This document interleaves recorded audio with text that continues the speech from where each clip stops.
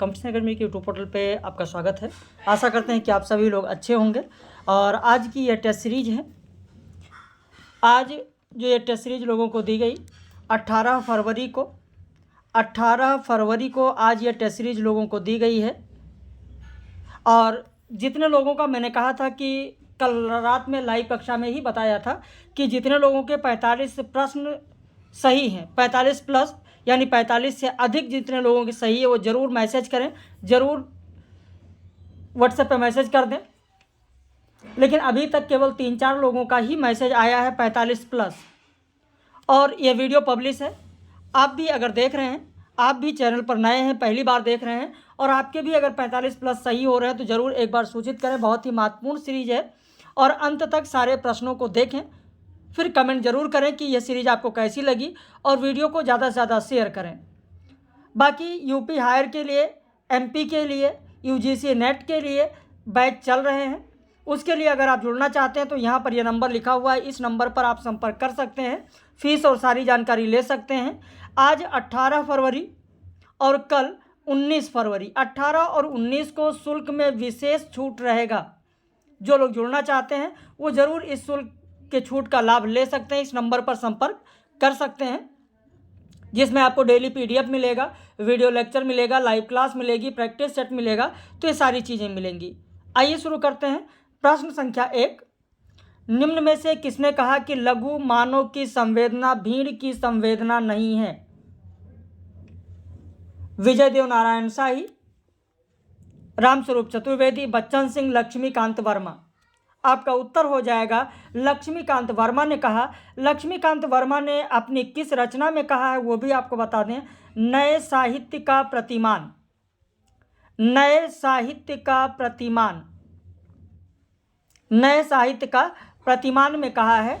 किसने कहा है? तो लक्ष्मीकांत वर्मा ने कहा है। दूसरा प्रश्न, लघुमानों की अवधारणा देने वाले विजय देव नारायण शाही किस सप्तक के कवि हैं? देखिए, जब बात सप्तक की आती है, मैं बार बार आप लोगों से ये चीज़ कहता हूँ कि सप्तक में कौन कौन से कवि हैं, सप्तक में कौन कौन से कवि हैं, उन्हें आप लोग जरूर ध्यान रखिए। तो यहाँ पर आपका उत्तर हो जाएगा तीसरा सप्तक, तीसरा सप्तक। और इनका प्रकाशन वर्ष भी ध्यान रखना, जैसे तार सप्तक का 1943 आपको ध्यान रखना है, दूसरा सप्तक का 1951 ध्यान रखना है, तीसरा सप्तक का 1959 ध्यान रखना है, चौथा सप्तक का 1979 ध्यान रखना है। किस सप्तक में कौन से कवि हैं वो भी ध्यान रखना है, जैसे तार सप्तक में अज्ञे, रामविलास शर्मा, मुक्तिबोध, प्रभाकर माचवे, नेमी चंद्र जैन, गिरिजा कुमार माथुर, भारत भूषण अग्रवाल। दूसरे सप्तक में शमशेर बहादुर, भवानी प्रसाद, शकुंतल माथुर, हरिनारायण व्यास, नरेश मेहता, धर्मवीर भारती, रघुवीर सहाय। ऐसे तीसरे सप्तक में प्रयाग नारायण, मदन बादशाहन, विजय देव नारायण शाही, कुंवर नारायण, सर्वेश्वर दयाल, केदारनाथ सिंह, कीर्ति चौधरी। ऐसे चौथे सप्तक में अवधेश कुमार, राजकुमार कुंभट, स्वदेश भारती, नंदकिशोर आचार्य, सुमन राजे, श्री राम वर्मा, राजेंद्र किशोर। तो इन लोगों को और इनकी रचनाएं भी आपको ध्यान रखनी है। अगला प्रश्न जो दिया गया, अगला प्रश्न है कि नई कविता पत्रिका जो कि अर्धवार्षिक थी, इसके संपादक मंडल में कौन नहीं थे? देखिए, नई कविता पत्रिका जो अर्धवार्षिक थी, इसके कुल 8 अंक प्रकाशित हुए हैं। और यह पत्रिका किसकी है? तो जगदीश गुप्त की यह पत्रिका है, जो कि कहाँ से निकलती थी? इलाहाबाद से प्रकाशित होती थी। इलाहाबाद से 1954 से प्रकाशित होती थी। इसके संपादक मंडल में जगदीश गुप्त के अलावा रामस्वरूप चतुर्वेदी भी थे, विजय देव नारायण शाही भी थे। कौन नहीं था? तो धर्मवीर भारती नहीं थे, क्योंकि इसके प्रकाशन की योजना, नई कविता पत्रिका के प्रकाशन की योजना आलोचना पत्रिका के संपादक मंडल ने तैयार की थी। आलोचना पत्रिका के संपादक मंडल द्वारा तैयार किया गया था, जिसमें धर्मवीर भारती थे, डॉक्टर रघुवंश थे, ब्रजेश्वर वर्मा थे, विजय देव नारायण शाही थे। तो ये लोग थे। नई कविता की भूमिका में, अब जब नई कविता की बात आ रही तो नई कविता की भूमिका में सबसे अधिक योगदान अगर देखें तो किसका रहा है? प्रतीक पत्रिका का रहा है, जो कि 1947 से शुरू की गई थी? अज्ञे द्वारा शुरू की गई थी। भाई रामस्वरूप चतुर्वेदी ने लिखा है हिंदी साहित्य और संवेदना के विकास में कि द्विवेदी युग और किसी सीमा तक छायावाद का रूप जैसे सरस्वती में उभरता है, वैसे ही छायावादोत्तर कृतित्व का प्रतीक में सप्तक कवियों का अधिकतर महत्वपूर्ण प्रकाशन पहले प्रतीक में ही होता था। दूसरा प्रश्न है, अज्ञे ने छायावादोत्तर युग को क्या कहा है? तो उन्होंने संशय का युग भी कहा है, अस्वीकार और कुंठा का युग भी कहा है, अश्रद्धा का युग कहा है, आत्म अन्वेषण का युग कहा है। अगला प्रश्न है, तारसप्तक की योजना किस वर्ष अखिल भारतीय सम्मेलन के दौरान बनी? तो तारसप्तक की योजना दिल्ली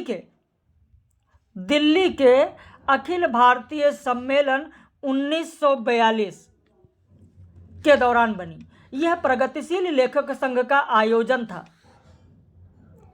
भाई आंतरिक विनष्ट शांति और शारीरिक ध्वंस से जर्जर मुक्तिबोध अपनी कविताओं को अपना पथ ढूंढने वाले बेचैन मन की अभिव्यक्ति कहते हैं। कविता में एक और एकाकीपन का लौह वस्त्र है तो दूसरी ओर जीवन का अर्थ खोजने की उद्दाम लालसा। निम्न में से सही कथन कौन सा है? साठोत्तरी कविता का प्रारंभ 1962 से 65 ईस्वी में चीनी पाकिस्तानी आक्रमण के पश्चात हुआ।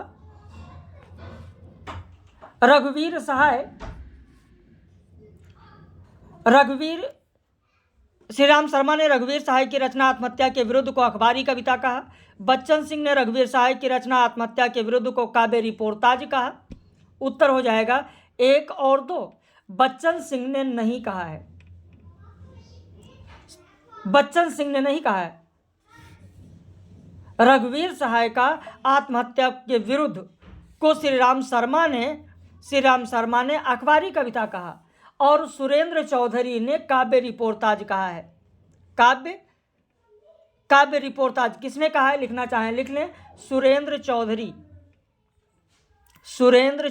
कहीं पर लिखना चाहें तो लिख लें, सुरेंद्र चौधरी। निम्न में से किस कविता आंदोलन को मुमूर्षावादी या जिजीविषावादी कविता भी कहा जाता है? आपका उत्तर हो जाएगा युत्सावादी कविता। वैसे कविता जो है प्रथम आंदोलन था जिसमें डॉक्टर जगदीश चतुर्वेदी।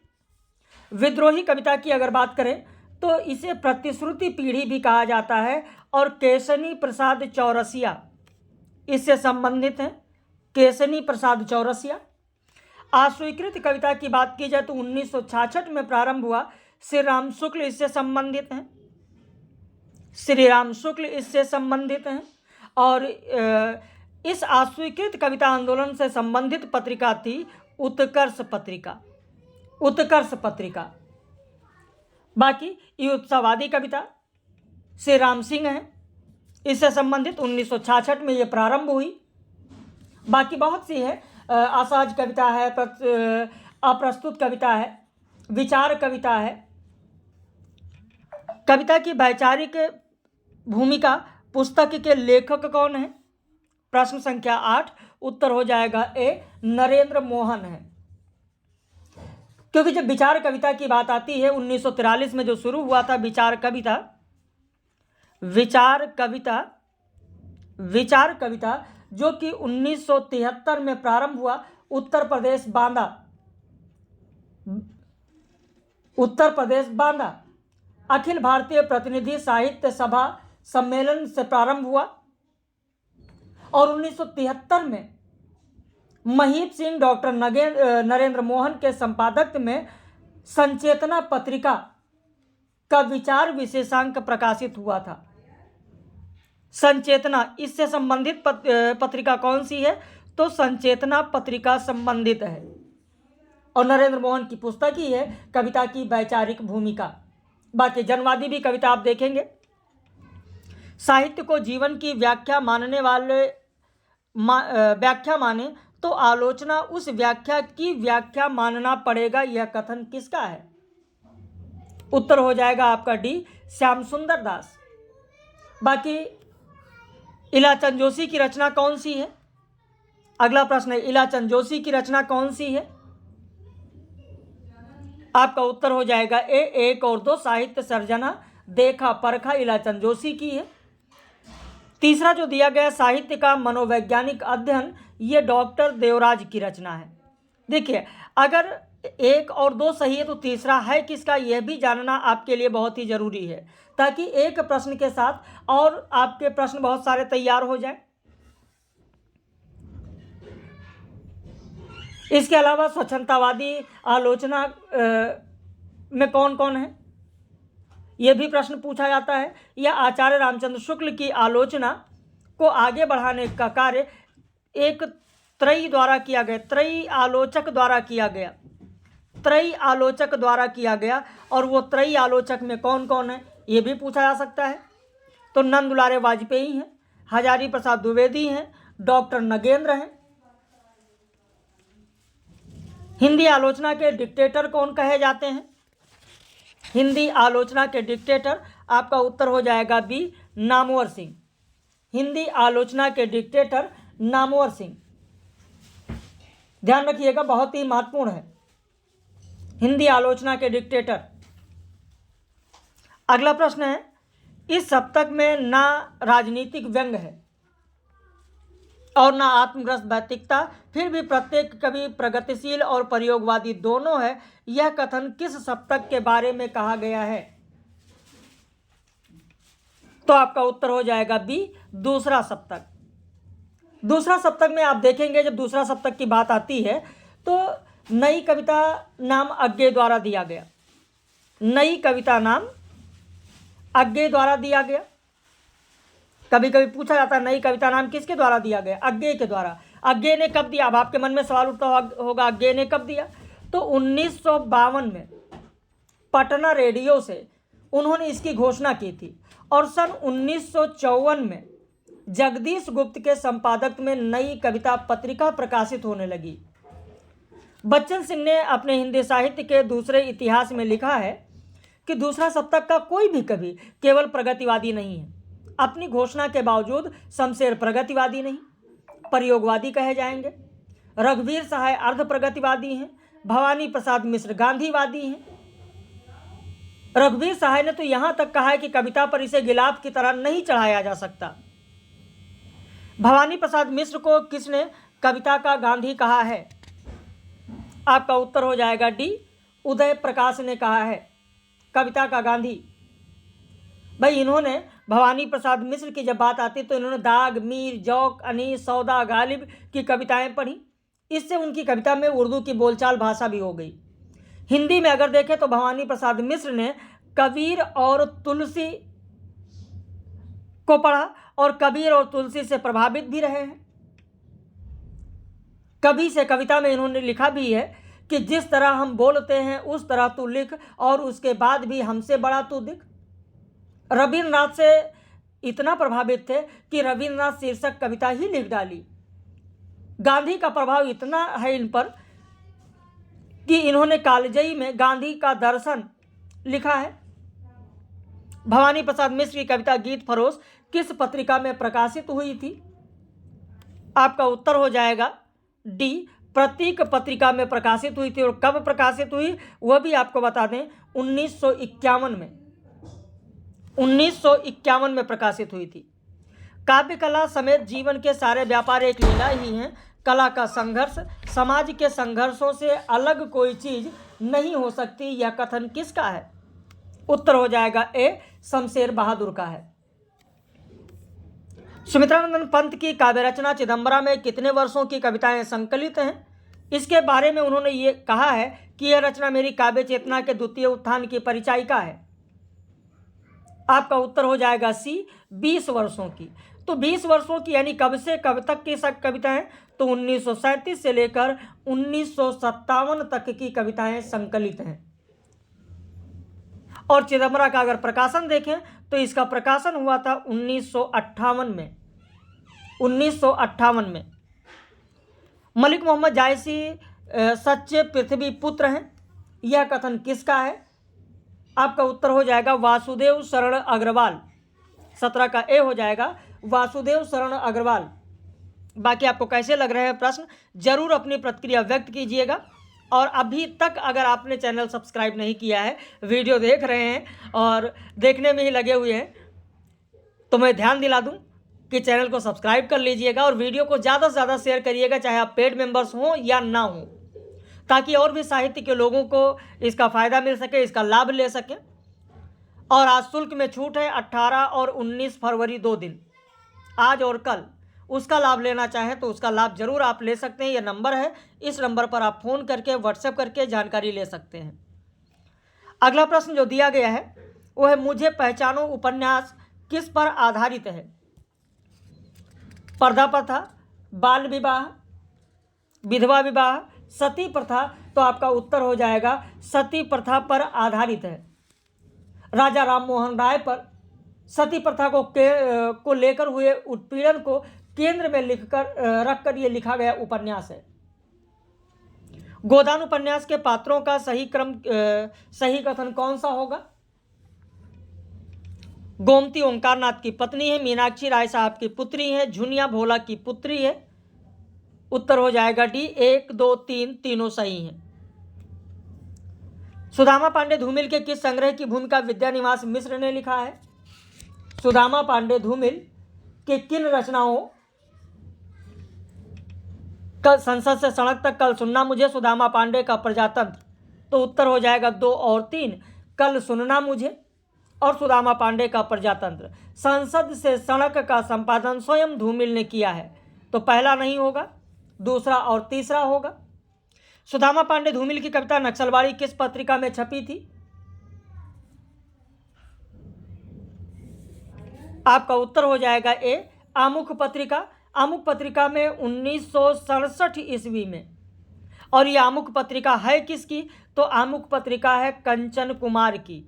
अगर नहीं पता है तो लिख ले, किसकी पत्रिका है? कंचन कुमार। कंचन कुमार, कंचन कुमार। अच्छा, एक चीज और, कल सुनना मुझे, इस संग्रह का अन्य नाम क्या होने वाला था? कितने लोगों को पता है? नहीं पता ना?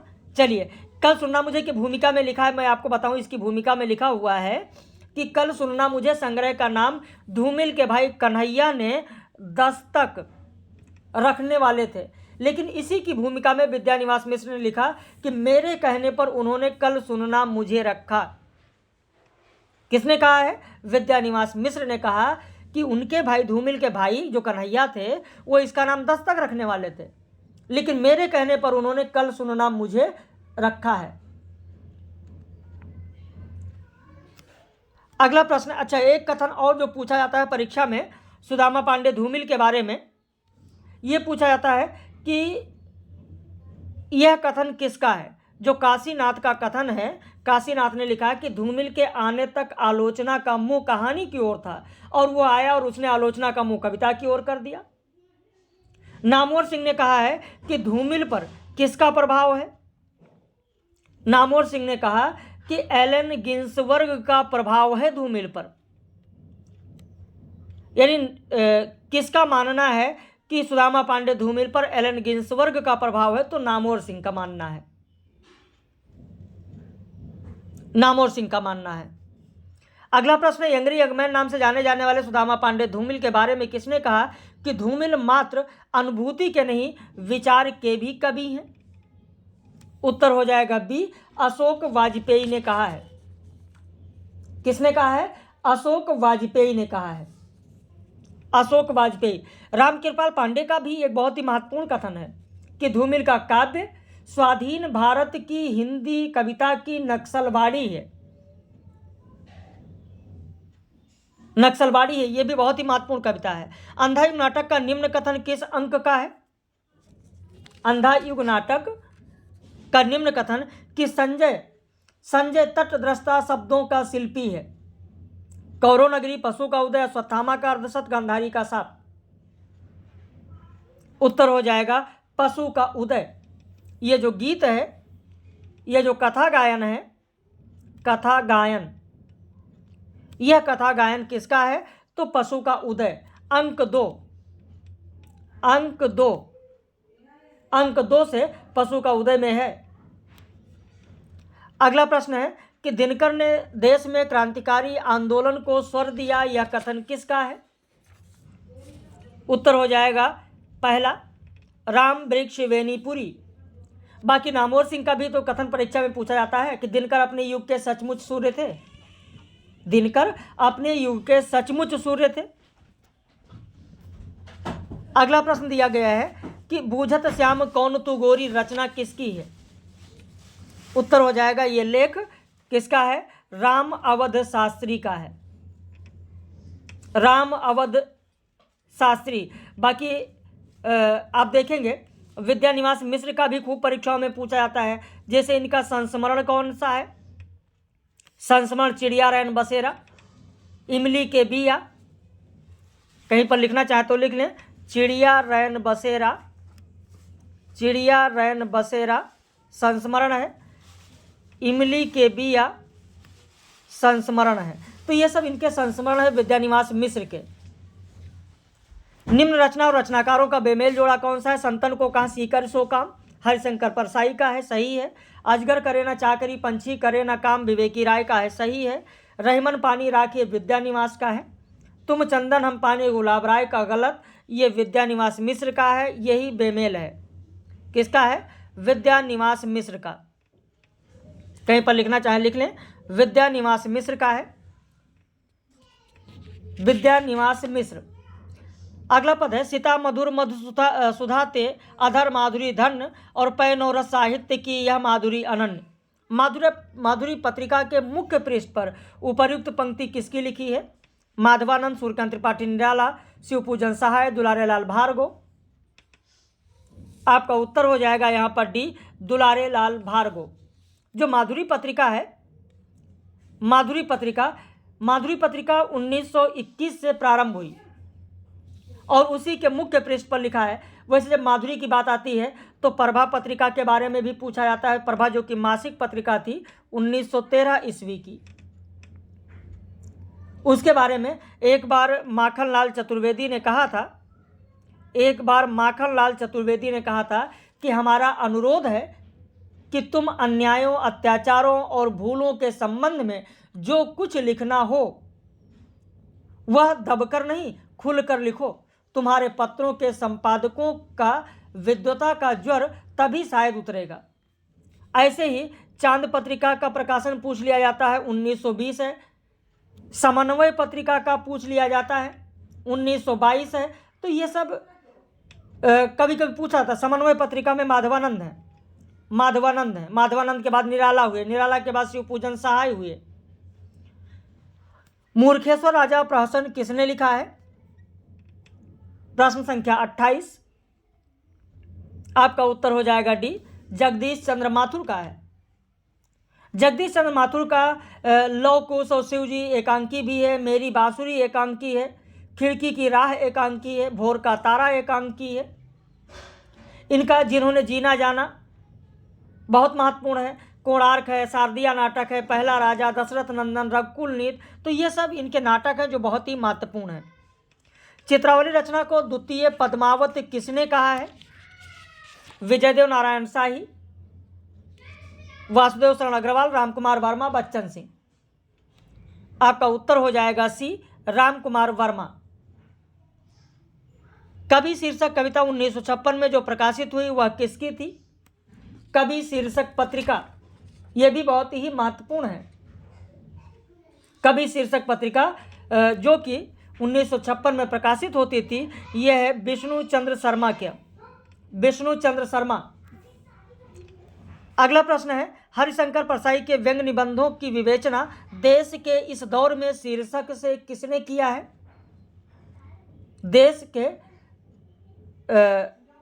देश के इस दौर में शीर्षक से किसने किया है? आपका उत्तर हो जाएगा विश्वनाथ त्रिपाठी। उत्तर हो जाएगा विश्वनाथ त्रिपाठी। अभी तक आपके कितने प्रश्न सही हुए? जितने भी लोग देख रहे हैं वो बताएं। प्रश्न संख्या 32 चल रहा है। अभी तक आपके कितने सही हुए? क्या 45 प्लस हो जाएंगे? जरूर बताइएगा, आपके कमेंट का इंतजार रहेगा। विद्यापति की माता का नाम किसके अनुसार हंसनी देवी था? आपका उत्तर हो जाएगा राम वृक्ष वेनीपुरी। बताया जाता है कि विद्यापति विषयवार वंश के विष्णु ठाकुर की 8वीं पीढ़ी के संतान थे। इनके माता का नाम गंगा देवी था, पिता का नाम गणपति ठाकुर था, लेकिन रामवृक्ष वेणीपुरी के अनुसार इनकी माता का नाम हंसिनी देवी था। कीर्ति पताका रचना के तहत शिव सिंह की पत्नी का क्या नाम था? लक्ष्मा देवी, गंगा देवी, मंदाकिनी, दुर्गावती। तो कीर्ति पताका रचना के तहत ज्ञात होता है कि शिव सिंह की पत्नी का नाम मंदाकिनी था। इनकी पुत्री का नाम दुल्लही था। पुत्री का नाम दुल्लही था। शिव सिंह की पुत्री का नाम, शिव सिंह के पुत्र का नाम था हरपति। ये कीर्ति पताका रचना के तहत शिव सिंह के पुत्र का नाम हरपति था। शिव सिंह के पुत्र वधू का नाम चंद्रकला था। हेलो, हाँ, अभी क्लास के बाद बात करते हैं आपसे। चंद्रकला था, पुत्र वधू का नाम क्या था? चंद्रकला था। तो इस तरीके से क्या क्या दिया गया उसमें, ये सारी चीजें बताई गई हैं कि कहा है सखी आनंद और चिर दिने माधव मंदिर मोर, उपर्युक्त पद किसका है? आपका उत्तर हो जाएगा विद्यापति का है। यह विद्यापति का वही पद है जिसे चैतन्य महाप्रभु सुनकर भाव विभोर हो जाते थे और मूर्छित हो जाते थे। यह वही पद है। पल्लव की भूमिका में किस रचना के लिए कहा गया कि ईश्वर प्रेम की पवित्र भूल भुलैया है?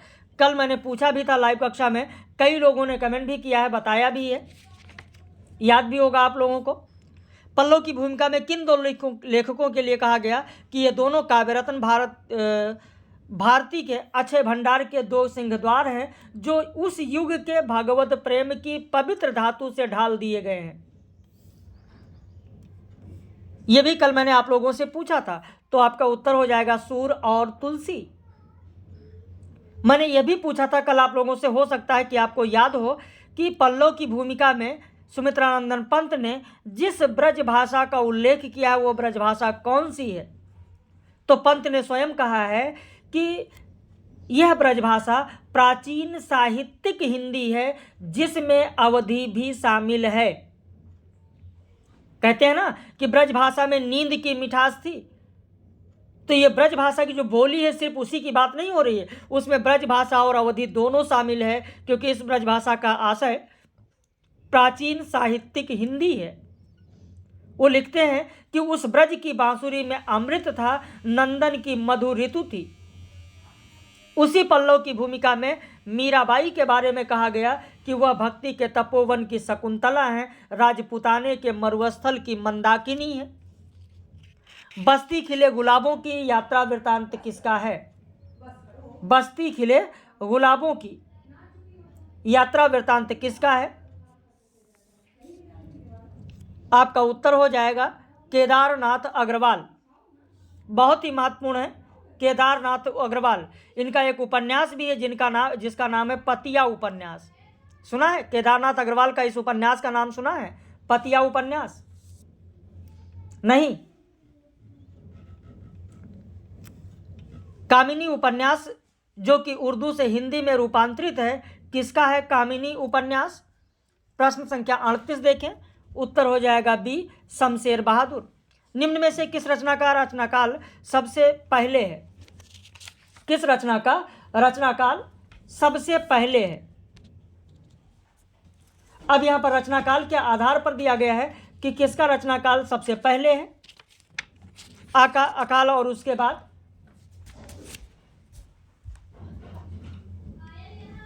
शासन की बंदूक, बादल को घिरते देखा है, खुरदरे पैर,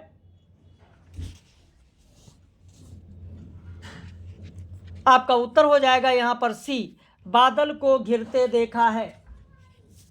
बादल को घिरते देखा है, बादल को घिरते देखा है। अगला प्रश्न है, वापसी शीर्षक कविता किसकी है? वापसी कहानी सुना होगा आपने, वापसी शीर्षक निबंध भी आपने सुना है, लेकिन वापसी शीर्षक कविता किसकी है? उत्तर हो जाएगा मंगलेश डबराल की है। भाई कहानी उषा प्रेमवदा का सुना ही होगा, यहां पर वापसी शीर्षक कविता कहा गया है। कविता इतिहास की जननी न होकर पुत्री है, कथन किसका है? प्रश्न संख्या 41, बिल्कुल डी हो जाएगा, प्रभाकर माचवे। कवि को वास्तविक दृष्टा के साथ स्वप्न दृष्टा भी होना चाहिए, कथन किसका है? प्रश्न संख्या 42, उत्तर हो जाएगा महादेवी वर्मा। रामचरितमानस के में उपासना घाट का स्थान कौन सा है? उत्तर हो जाएगा वाराणसी। कैलाश पर्वत जो है वो ज्ञान घाट का है, ये मिलाने के लिए भी परीक्षा में पूछा जा सकता है। ज्ञान घाट का है जिसमें शिव पार्वती संवाद है। प्रयाग जो स्थान है वो कर्म घाट का है, कर्म घाट का है। याज्ञवल्क्य भारद्वाज संवाद है। नीलगिरी जो स्थान है वो भक्ति घाट है। काकभूषुंडी और गरुड़ संवाद है, काकभूषुंडी और गरुड़ संवाद है। वाराणसी तुलसी संत संवाद है जो कि उपासना घाट है। नागरी प्रचारणी सभा के प्रथम सभापति कौन थे? नागरी प्रचारणी सभा के प्रथम सभापति कौन थे? उत्तर हो जाएगा राधा कृष्ण दास। भाई फोर्ट विलियम कॉलेज का पूछ लिया जाता है कौन थे, तो गिलक्राइस्ट थे। ऐसे ही नागरी प्रचारणी सभा जो कि 1893 में स्थापित हुई, श्याम सुंदर दास, राम नारायण मिश्र, शिव कुमार सिंह थे, जिसमें प्रथम सभापति राधा कृष्ण दास थे। ऐसे सरस्वती पत्रिका का भी पूछ लिया जाता है कि संपादक कौन थे, तो चिंतामणि घोष थे। छायावाद हिस्टीरिया की बात हिंदी कविता का मानसिक रोग है। छायावाद ये किसने कहा है? आपका उत्तर हो जाएगा डी, प्रभाकर माचवे ने कहा है कि छायावाद हिस्टीरिया की बात हिंदी कविता का एक मानसिक रोग है। अपनी प्रारंभिक अवस्था में यह अपनी अपरिपक्व और नाम का ही प्रगतिवाद है, यह कहा गया है प्रभाकर माचवे के द्वारा। अगला प्रश्न है कि इन्हें प्रयोगवादी मानना उतना ही सार्थक या निरर्थक होगा जितना कबीर और तुलसी को प्रगतिवादी मानना, यह कथन किसका है? प्रश्न संख्या 46 देखें, उत्तर हो जाएगा बी, विशंभर मानव ने कहा है। यह कथन किसका है? तो विशंभर मानव का है। निम्न में से सुमेलित जोड़ा कौन सा है? यह बहुत ही महत्वपूर्ण है और इनमें से एक न एक लगभग हर परीक्षा में पूछा जाता है। साहित्य विवेक मूलतः जीवन विवेक है, मुक्तिबोध ने कहा। साहित्य समाज का दर्पण है, मृदुला गर्ग ने कहा। साहित्य जीवन की आलोचना है, प्रेमचंद ने कहा। साहित्य समाज का संकर्षण है, बेचन शर्मा उग्र ने कहा। समाज साहित्य का दर्पण है, महावीर प्रसाद द्विवेदी ने कहा। अब यहाँ पर दूसरे और पांचवें में जरूर ध्यान रखिएगा, जल्दबाजी करेंगे गलत होगा। साहित्य समाज का दर्पण है मृदुला गर्ग, समाज साहित्य का दर्पण है महावीर प्रसाद द्विवेदी। अगला प्रश्न है कि निम्न कथन किसका है? भाषा कल्पवृक्ष है, जो उससे आस्थापूर्वक मांगा जाता है भाषा वो देती है। उससे कुछ मांगा ही ना जाए क्योंकि वो पेड़ से लटका हुआ नहीं दिख रहा, तो कल्पवृक्ष भी कुछ नहीं देता है। यह कथन किसका है? उत्तर हो जाएगा डी, अज्ञेय के द्वारा कहा गया यह कथन है। किसके द्वारा कहा गया कथन है? तो अज्ञेय के द्वारा कहा गया कथन है।